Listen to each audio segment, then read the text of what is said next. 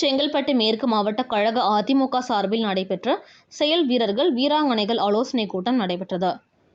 சென்னை அடுத்த பல்லாவரம் தனியார் மண்டபத்தில் செங்கல்பட்டு மேற்கு மாவட்ட கழக அதிமுக சார்பில் செயல் வீரர்கள் வீராங்கனைகள் ஆலோசனைக் கூட்டம் மேற்கு மாவட்ட செயலாளர் சிட்லப்பக்கம் ச. ராஜேந்திரன் தலைமையில் மாவட்ட கழக துணை செயலாளரும் முன்னாள் சட்டமன்ற உறுப்பினருமான ப. தன்சிங் முன்னிலையில் பல்லாவரம் பகுதி செயலாளர் ஜெயபிரகாஷ் மற்றும் மாவட்ட மாணவர் அணி இணை செயலாளர் சந்திரசேகர ராஜா ஏற்பாட்டில் நடைபெற்றது. ஆலோசனைக் கூட்டத்திற்கு முன்னாள் அமைச்சர் ப. வளர்மதி கலந்து கொண்டு அதிமுக ஒரு பெரிய இயக்கம், இதை யாராவது தொட்டு பார்ப்பவர்கள் கெட்டார்கள் எனவும், வருகின்ற 2026 அதிமுக ஆட்சி வெற்றி பெறும், எடப்பாடியார் தமிழக முதலமைச்சராக இருப்பார் என்றும், இதற்கு மக்களை நேரடியாக சென்று அதிமுக ஆட்சியில் செய்த நலத்திட்டங்களை குறித்து எடுத்து கூற வேண்டும் என தெரிவித்தார்.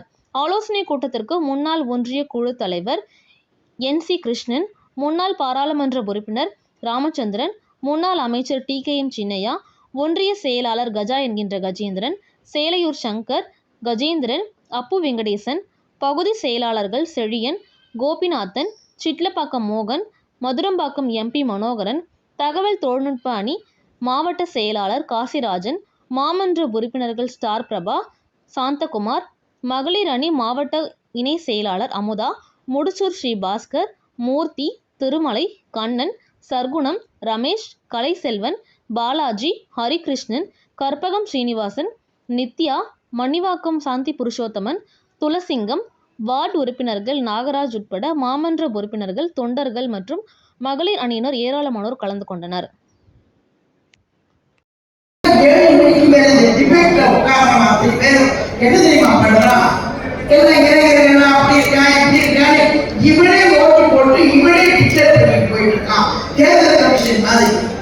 இதுக்கெல்லாம் ஒரு முற்றுப்புள்ளி வைக்கணும்னா அந்தந்த பகுதியில ஒரு பேச்சு போட்டி வச்சீங்கன்னா 15 வயசுக்கு மேல ஒரு 20 வயசு பிள்ளைங்க, ஒரு +2 படிக்கிற பிள்ளைங்களுக்கு, +2 படிக்கிற பொம்பளை பிள்ளைங்களுக்கு, இல்ல +2 படிக்கக்கூடிய இந்த வேற ஏதாவது மெக்கானிக்கல் படிக்கக்கூடியவங்களுக்கு இந்த வயசு வச்சு ஒரு பிரைஸ் கொடுத்தீங்கன்னா இந்த தேர்தல் வர்ற காரணத்தினால அந்த பிள்ளை நம்ம கொடுக்கக்கூடிய மெடலையோ கேளையோ கொண்டு போய் அவங்க அம்மாட்ட கொடுத்துட்டு நம்ம அம்மாவை பத்தி அந்த எடப்பாடியை பத்தி அவங்க அப்பா அம்மாட்ட சொல்லி அந்த ஓட்டை நம்ம அதை வாங்கி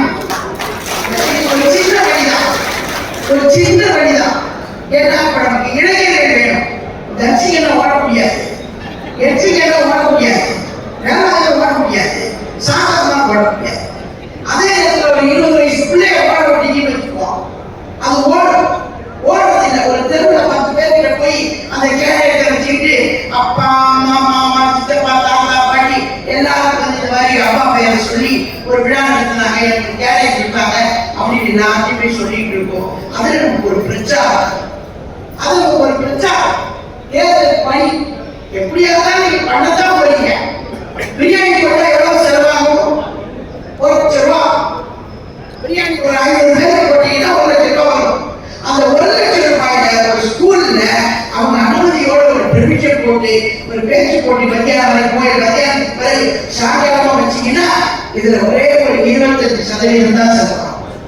25%.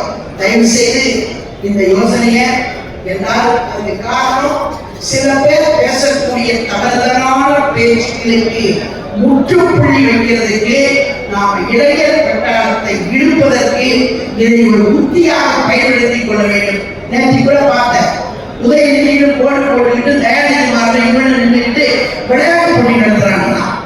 எங்க நடத்துறாங்கன்னா ஏதோ ஸ்டேடியம் சொல்லி நடத்துறாங்களா? பிள்ளைங்கள்லாம் அப்படி குழந்தைங்கன்னு அந்த ஒரு பணியை கொடுத்து உட்கார வச்சிருக்காங்க. எனக்கு டிவியில பார்த்துருப்பீங்க, திமுக திருட்டு வேலையெல்லாம் பண்ணிட்டு இருப்பான். தேர்தல் வர்றதுக்கு முன்னாடி திருட்டு வேலையெல்லாம் பண்ணிட்டு இருப்பானுங்க. நம்ம நேர பிள்ளைகளுக்கும் ட்ரைனிங்க